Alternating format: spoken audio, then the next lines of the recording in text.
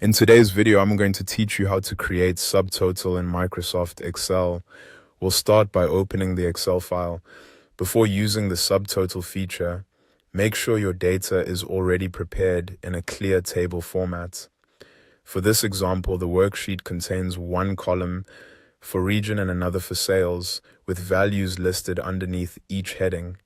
This setup is important because Excel needs organized data in order to group and summarize it correctly. The next step is to sort your data. This is a key part of the process because subtotal works by grouping matching values together. If the data is not sorted by the field you want to group, the subtotals will not be inserted properly. To do this, select the table by highlighting your full data range, then go to the Data tab and click Sort.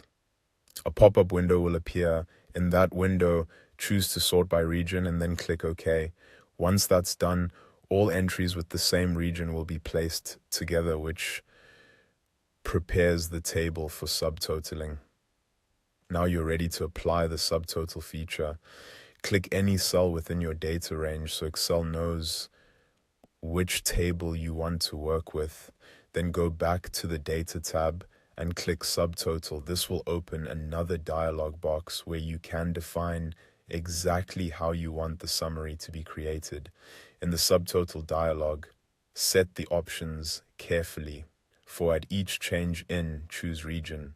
This tells Excel to create a subtotal every time the region changes in your sorted list. For use function, select sum, since we want to total the sales values. Then under Add Subtotal to, choose Sales. This tells Excel which column should be summarized. After confirming those settings, click OK. Excel will now insert subtotal rows into your worksheet automatically. You'll see the records grouped by region, along with a summed total for the sales in each group.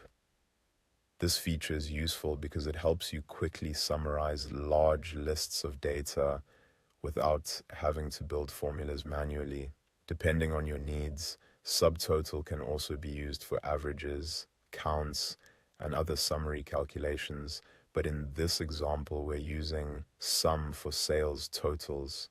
Once the subtotals appear, you can review the grouped results directly in the sheet. And that's it. That's how to create a subtotal in Microsoft Excel.